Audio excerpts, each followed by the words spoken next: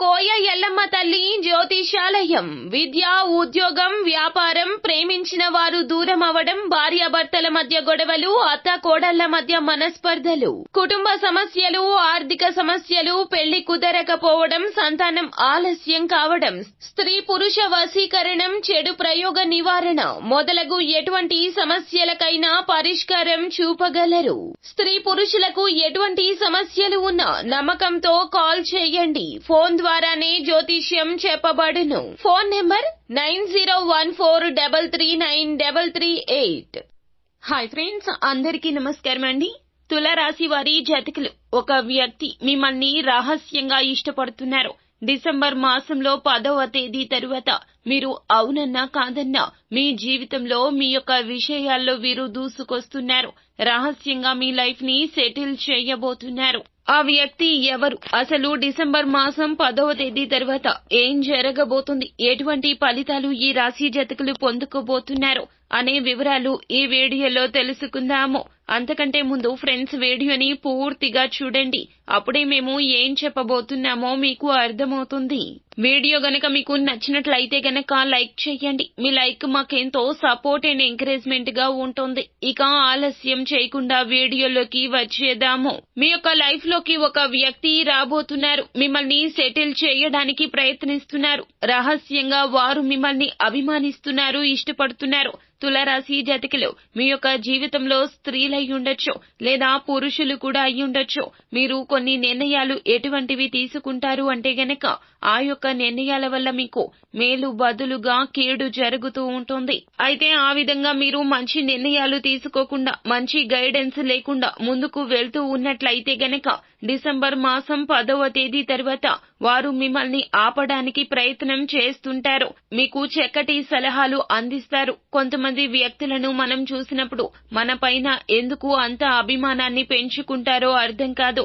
స్త్రీలు కానీ పురుషులు కానీ కొంతమందికి ప్రేమ అయి ఉండొచ్చు, కొంతమందికి అభిమానం అయి ఉండవచ్చు.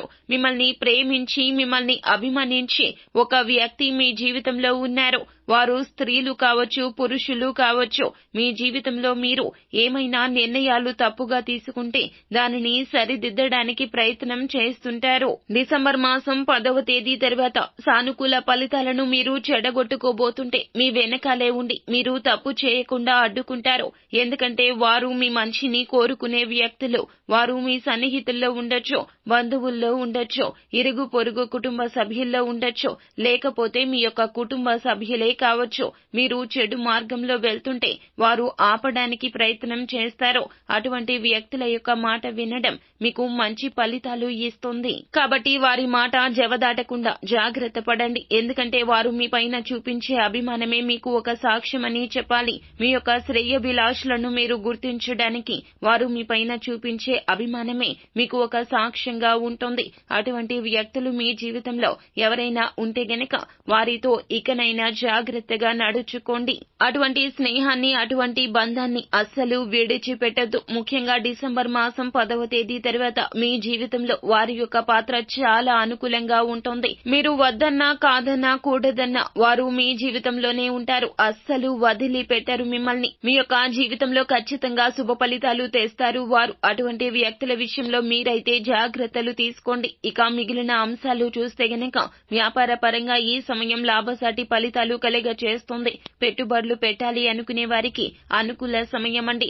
అతి త్వరలో నూతన వ్యాపారాన్ని మొదలు పెట్టడానికి పరిస్థితులు మీకు అనుకూలించబోతున్నాయి. ఈ రాశి వారు ఎవరైతే పోటీ పరీక్షలకు సిద్ధమవుతున్నారో, ఏ నోటిఫికేషన్ కోసం ఎదురు చూస్తూ ఉన్నారో, అయితే ఈ రాశి వారి జాతకులకు ఆ నోటిఫికేషన్ విడుదల కాబోతుంది. పోటీ పరీక్షలు రాసి చక్కటి ఫలితం పొందుకుంటారు. అలాగే ఒడిదుడుకులు ఎక్కువగా ఉన్న, భారమైన కుటుంబ బాధ్యతలు ఉన్నా అధిగమించి ముందుకు సాగించే ధైర్యాన్ని వారు మీకు ఇస్తారు. అతి త్వరలో మీ జీవితం మారే సూచనలు కనిపిస్తున్నాయి. ఆ వ్యక్తి మిమ్మల్ని చెడు మార్గంలో కాకుండా మంచి మార్గంలోకి తీసుకుని వెళ్లడానికి గైడెన్స్ అందజేస్తారు. మంచి సలహాలు ఇస్తారు. అలాగే మంచి ఫలితాలు మీ జీవితంలో సాధించడానికి ఎక్కువగా అవకాశం ఉంది. వారితో ఉన్న పాజిటివ్ ఫీలింగ్ మీకు కూడా కలగ చేస్తారు.